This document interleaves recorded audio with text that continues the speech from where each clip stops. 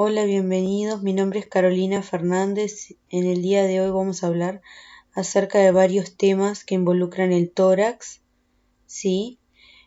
Comenzando a hablar sobre todo por el continente, que sería la caja torácica, y el contenido, ¿tá? Dentro del contenido es mediastino, pulmones y pleura. También vamos a hablar de otros temas importantes como son los músculos respiratorios y de la glándula mamaria. Bueno, con respecto a la caja torácica, esta está constituida por un conjunto de huesos y cartílagos. Dentro de esto tenemos al esternón, que es un hueso central impar, que lo vamos a encontrar en el sector anterior de la caja torácica, a 12 pares de costillas, unidas al esternón, en algunos casos por los cartílagos costales, ¿sí? Los primeros 7 costillas van a denominar verdaderas, que van a ser las que van a estar unidas directamente por cartílago al esternón, y luego hacia atrás se van a continuar con el hueso, digamos, que es la costilla, que se va a unir con la columna torácica. Después vamos a tener a las 5 que son falsas, y dentro de estas vamos a tener 2 que van a ser flotantes, que le dicen, ¿sí? Todas las costillas se van a unir hacia atrás a las vértebras torácicas, que ustedes recuerdan son 12. Acá tenemos, ¿sí? Este es el esternón, ¿tá? Acá tenemos los 12 pares de costillas, ¿sí? Vamos a tener la costilla propiamente dicha, acá está el cartílago costal, ¿sí? Que va a estar uniendo y completando la caja torácica. Como ustedes ven, vamos a tener un grupo que va a ser las flotantes y las falsas. Acá tenemos las falsas, que se unen a través de sus cartílagos, y las falsas, que son un grupo, que en realidad son 2, que lo que se caracterizan es por no llegar a unirse al esternón hacia adelante. Esta es la vista posterior, ¿sí? Ahí podemos ver la columna torácica y vemos perfectamente a las costillas articulando a ese nivel. Esta articulación se denomina vértebro costal. El esternón, como dije, es un hueso impar que va a estar en la mitad, en el sector anterior de la caja torácica. Es un hueso plano, ¿sí? Mide entre 15 y 20 centímetros y va a tener 3 partes. El sector más superior se denomina manubrio, luego tenemos una continuación, que es el cuerpo, y la apófisis sifoide, que es la terminación. El ángulo que va a hacer la unión entre el manubrio y el cuerpo es una saliente que se denomina ángulo de Lewis. Y esto es un importante reper que utilizamos muchas veces nosotros para hacer algunas maniobras, o cuando ocultamos, por ejemplo, los focos cardíacos. Hay un par en los cuales utilizamos al ángulo de Lewis, ¿sí? Este se corresponde a su vez con el segundo espacio intercostal. Acá tenemos al manubrio, cuerpo, ¿sí? Y apófisis sifoide. A este nivel estaría el ángulo de Lewis, ¿sí? Vemos que el esternón va a tener múltiples escotaduras para la llegada, ¿sí?, de las costillas. Las costillas son huesos planos, tienen una forma alargada, son 12 costillas de cada lado, y como dijimos son 7 verdaderas, las cuales se articulan de forma individual con el esternón, lo hacen a través del cartílago costal. Luego vamos a tener las falsas, que van a ser en un total 4, que son costillas que están unidas de forma indirecta, ¿sí?, a través de los cartílagos y un cartílago en común, ¿sí?, que es el que articula con el esternón. Y después tenemos a las 2 costillas flotantes, que su extremo anterior es libre y no articula con el esternón directamente. Vamos a tener que algunas de las costillas van a ser diferentes entre sí. La más importante es la primera costilla, que vamos a ver que va a tener relaciones importantes, por ejemplo, con la vena y arteria subclavia, con el vértice pulmonar, ¿sí?, y un ganglio que se llama ganglio estrellado, que en realidad es un ganglio del sistema nervioso. Aquí tenemos una vista donde vemos las articulaciones, ¿sí? Esternocostales, que van a ser entre el esternón y las costillas, y las intercondrales. Esta es una vista posterior, digamos. Esto es el grupo de músculos que se van a encontrar a nivel de la pared anterolateral del tórax, ¿tá? Lo que ustedes tienen que saber es el nombre, digamos, no más de eso. Acá tenemos una imagen donde vemos al pectoral mayor, ¿sí? Si yo saco el pectoral mayor, ahí veo los demás músculos, voy a ver el pectoral menor, ¿tá?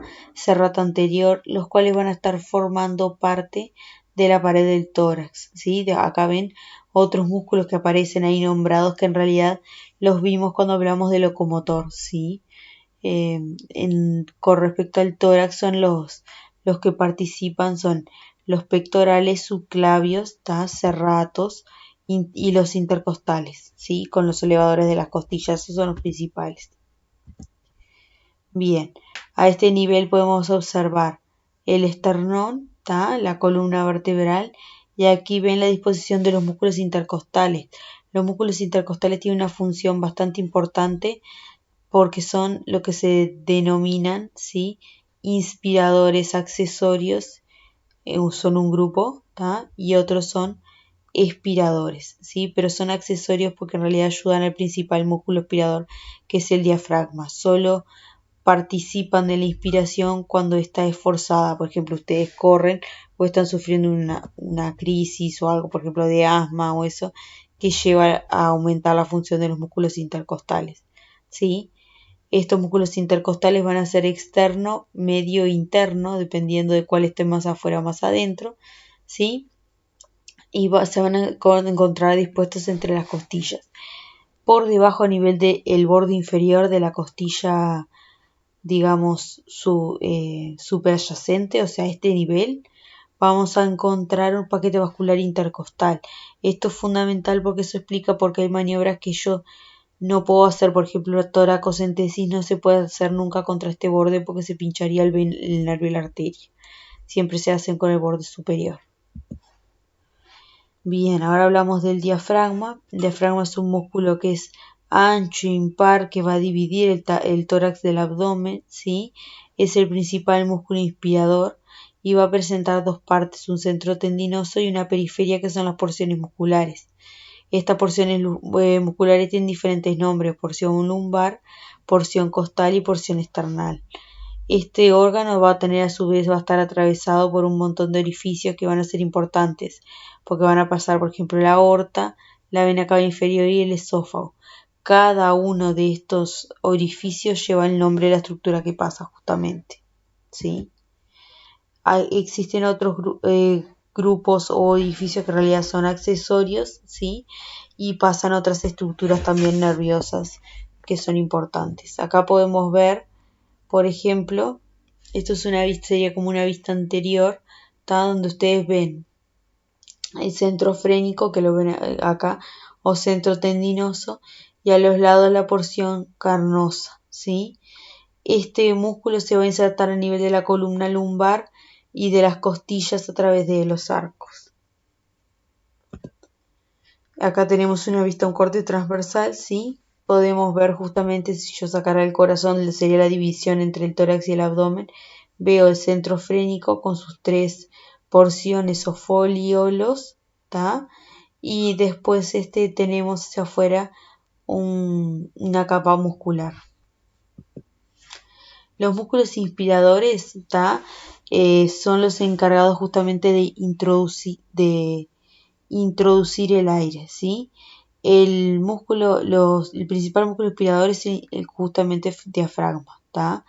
La inspiración forzada, por ejemplo, como les digo, en crisis asmáticas o en dificultad respiratoria por X motivo, ¿sí? Se van a utilizar otros músculos de forma conjunta para colaborar con el diafragma y mejorar la capacidad, ¿tá? Estos son los esternocleidomastoideos, los serratos, ¿sí? Por ejemplo, y los pectorales, ¿tá? La expiración es un proceso pasivo y en realidad es la aspiración forzada la que requiere la contracción de los músculos. esto se da poco y que los músculos que se requiere que se contraigan sean los del abdomen. Eso, por ejemplo, pasa con el esfuerzo de vómito. ¿Tá? Acá hablamos de la mama. Bien, la mama tiene o glándula mamaria, ¿sí? Está presente tanto en el hombre y en la mujer, tiene mayor desarrollo a nivel de lo que sería la mujer, ¿tá? Se va transformando a medida que va pasando la pubertad y va teniendo los cambios, así como las gestaciones y la llegada luego de la menopausia, ¿sí? Va sufriendo diferentes cambios. Explorar la mama es muy importante porque el principal cáncer que nosotros tenemos en nuestro medio es el cáncer de mama, ¿sí? Y es importante saber que la mama tiene un drenaje linfático que se divide en 4 cuadrantes y eso explica muchas veces la clínica de los cánceres de mama, ¿sí? Si yo la abriera, vería la piel, vería la areola, que es el sector más coloreado, digamos, ¿sí? Que tiene, digamos, la diferencia y la función que presenta es justamente tiene en su interior lo que sería el seno galactóforo del cual se utiliza la producción láctea de leche, ¿sí? En el niño, por ejemplo, ¿ah? En la mujer, la madre, digamos, del niño, ¿sí? Por eso es importante la mama, ¿tá? Tiene una función tanto a nivel de lo que sería lo sexual, ¿tá? Y tiene también una función importante en cuanto al amamantamiento. Tiene una porción glandular y una porción adiposa, ¿sí? Y vamos a ver que mama tiene una forma de drenaje linfático muy particular, que es lo que explica por qué muchas veces pueden los nódulos a nivel de la mama van, digamos, colonizándose de forma escalonada. Primero a nivel de lo que serían las corrientes de las arterias vinculadas como la arteria mamaria interna, ¿sí? Y luego vamos a ver que gran parte del drenaje linfático, sobre todo el externo, va a dar hacia la axila y otro grupo va a dar a los ganglios supraclaviculares. Acá tenemos una imagen, ¿sí? Donde podemos ver perfectamente la areola, ¿tá? Vemos la región inframamaria, ¿sí? La papila mamaria, ¿tá? Que está acá, a este nivel. Acá tenemos una imagen, ¿sí? Donde vemos el interior, vemos el tejido glandular, vemos la posición de la grasa adiposa, ¿sí? Y todo esto va a dar a un conducto galactóforo. Aquí vemos otro ejemplo, ¿sí? Donde se puede observar los ganglios, principalmente son los axilares y los supraclaviculares. También puede tener afectación de lo que sería mediastinal, pero es mucho menos frecuente. Lo principal son los axilares. Bien, ahora hablando de mediastino, ¿tá? El mediastino es el espacio torácico que se encuentra ubicado entre los pulmones, ¿sí? Se extiende desde la cara anterior de la columna hasta la cara posterior del esternón, ¿tá? Y va a tener una comunicación hacia arriba, que es el orificio superior del tórax, donde se va a continuar con el cuello y luego hacia abajo al abdomen, ¿sí? Constituye una región de pasaje, que eso es fundamental, ¿tá? Porque vamos a tener órganos importantes de la vía aérea, como tráquea, bronquios, así como vamos a tener órganos del tubo digestivo, esófago y grandes vasos. Y bueno, y corazón, de hecho. Bien. En el mediastino anterior vamos a encontrar todos estos elementos que ven acá, la tráquea, los bronquios, unos nervios que son los nervios laringeos recurrentes, ¿sí? Y a los grandes vasos, mientras que en el posterior vamos a encontrar el esófago, a los nervios vagos y al conducto torácico, con la aorta y la vena sigos. Acá vemos tráquea, ¿sí?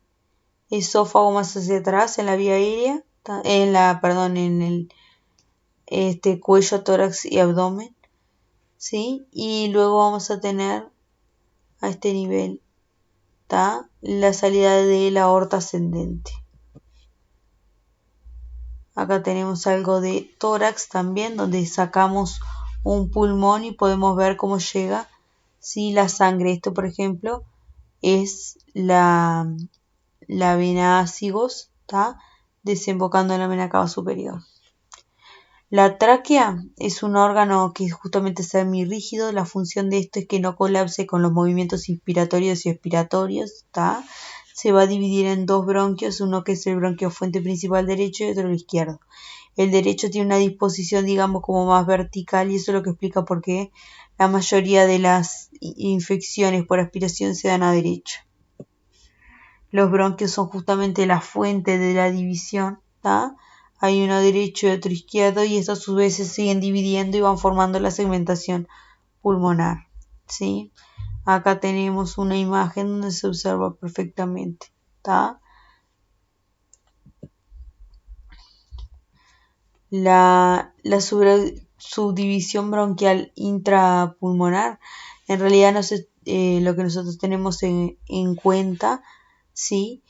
Es que el pulmón, digamos, se va dividiendo en conjunto con los bronquios. Eso significa que son unidades que son bastante independientes entre sí, ¿tá? Se deben colonizar unos cuantos, varios, para que dé clínica. Los pulmones, ¿sí? Son órganos respiratorios, ¿tá? Forman parte de la vía respiratoria o aérea inferior, ¿sí? Tenemos uno derecho y otro izquierdo, y se encuentran colocados a ambos lados del tórax, ¿sí? No pertenecerían al mediastino porque están, digamos, por fuera de él. Los pulmones tienen forma de justamente semicono, ¿tá? Tiene un vértice superior, como te dije, se relaciona con la primera costilla, ¿sí? Va a presentar dos caras, una cara costal, ¿tá? Y una cara mediastínica. Y cada pulmón va a tener, ¿sí? Su fisura y que lo van a dividir en formas desiguales, ¿tá? Vamos a tener que el pulmón derecho tiene dos fisuras, oblicua y transversa, mientras que el izquierdo solo tiene una fisura oblicua, ¿sí? Acá tenemos el imagen. Este es un derecho y acá tenemos un izquierdo. También es importante destacar que el derecho es el que tiene mayor tamaño, ¿sí? Con respecto al izquierdo, ¿tá? Tiene el izquierdo menor masa. Acá tenemos una imagen donde vemos el hilio pulmonar. Vamos a ver las venas pulmonares. Con las arterias pulmonares se separan las arterias bronquiales. Las arterias bronquiales, ¿tá? Perdón, los bronquios principales. Los bronquios principales se acompañan de arterias bronquiales que van a ser las encargadas de la vascularización nutricia, es decir, de nutrir el bronquio, y se va a acompañar de las venas pulmonares que se van a encargar de llevar la sangre para oxigenarla al pulmón. La arteria va a ser al revés, va a traer la sangre, digamos, contaminada para, digamos, llevarla al torrente sanguíneo, ¿tá? Acá tenemos, ¿sí? La segmentación pulmonar se divide generalmente en 10, ¿tá? El izquierdo y el derecho, ¿sí? Y bueno, acá esto es lo que les decía de la vascularización, ¿sí? La funcional, que es la menor, va a asegurar el pasaje de sangre procedente del corazón derecho hacia los pulmones, y de esta manera se va a alcanzar, digamos, la oxigenación de la sangre. Después tenemos la nutricia, que son aportes de nutrientes a los tejidos bronquiales y pulmonares. Son ramas colaterales de la aorta. Las arterias pulmonares son dos, derecha e izquierda, y ambas son ramas del tronco pulmonar, ¿sí? Que va a salir del ventrículo derecho. Contiene sangre que está desoxigenada, ¿sí? Y la distribución generalmente es en árbol bronquial, que le dicen el nombre. Las venas pulmonares, sin embargo, contienen sangre oxigenada porque van al corazón, entonces vienen justamente digamos, la sector periferia, los pulmones, por decirlo de una manera, se van agrandando, agrandando hasta que se forman arterias cada vez más grandes y llegan a ser dos. Vena pulmonar derecha e izquierda. De esta manera la derecha y la izquierda se dividen, perdón, sí está bien, derecha e izquierda, superior e inferior. De esta manera nos quedan 4 en total. Estas desembocan a nivel de la aurícula izquierda y a partir de estas en el ventrículo izquierdo. Acá tenemos, ¿sí? La imagen. Vemos la circulación sanguínea como viene desde la vena cava superior al ventrículo de aurícula derecha y de este ventrículo derecho, ¿sí? Después va a ir hacia el tronco de las pulmonares donde se va a oxigenar y después va a volver a través de las venas pulmonares, ¿sí? Pasa a la aurícula izquierda y luego al ventrículo izquierdo ya oxigenada, ¿sí? Acá tenemos la división bronquial, ¿tá? Y esto que es fundamental también decir es que los pulmones se encuentran rodeados de una capa que se denomina pleura, ¿tá? Esta capa tiene una hoja visceral y otra parietal. Bien, acá ven el espacio, es la pleura y lugares donde se reflejan que forman fondo de saco. El más importante es el que está señalado ahí, que es el costo diafragmático, ¿tá? Acá ven una radiografía de tórax normal, donde se ve el fondo de saco hasta el final, y una donde es patológico, que ven ahí cómo sube a penitas, ¿tá? Esta es la bibliografía que está recomendada y cualquier consulta a las órdenes.